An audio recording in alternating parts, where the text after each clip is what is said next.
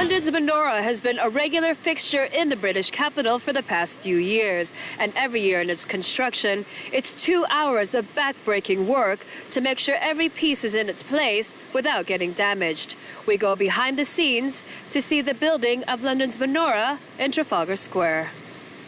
Before dawn, the construction workers are in place. The goal, to get the 4 pieces of the menorah unscathed into Trafalgar Square in London. They've been sitting in storage for a year, waiting for their moment to shine. Chief Executive Chabad Lubavitch says during Hanukkah in London and around the world, the menorah stands as a symbol of religious tolerance not only with Judaism, but for all religions. The story of Hanukkah in a nutshell was how Greek armies tried to oppress the Jewish people in Jerusalem, mainly to make them assimilate and lose their Jewish identity and lose their religious rights for religious practice. And this menorah was lit in the temple miraculously, lasted for 8 days. After they won this battle, the small army of Jewish Maccabees won over the massive Greek army. It's 2 to 3 hours of tense and precise work for the construction workers.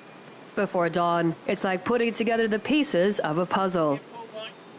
When it's complete, the menorah will stand 32 feet tall, but will it be the tallest in the world? Rabbi Sudak explains. There is no menorah there's no kosher menorah that's bigger than this one.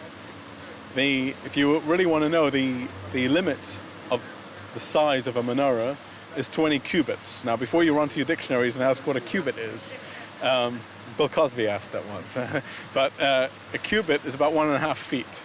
So this comes out to 32 feet tall, from the base of the menorah until the top of the candles. And that is the limit of how tall a menorah can be, and that's how tall this one is. London Mayor Boris Johnson last year helped light the menorah and will this year as well. Rabbi Sudak says this year the Chabad will focus special attention on youth and technology. There's something unique about this year, what we're doing, not just Chabad in this country, but Chabad around the world, is we have a special campaign for youth, actually. It's a social media campaign. It's called Share the Lights. And if you go to Facebook.com/Share the Lights, you'll see the information. But if you take a picture of yourself, if you're between the ages of 13 and 35 and you take a picture of yourself with a menorah and tag yourself in it and use the hashtag Share the Lights, you could win some fabulous prizes such as tickets around the world, Xboxes, PlayStations, etc.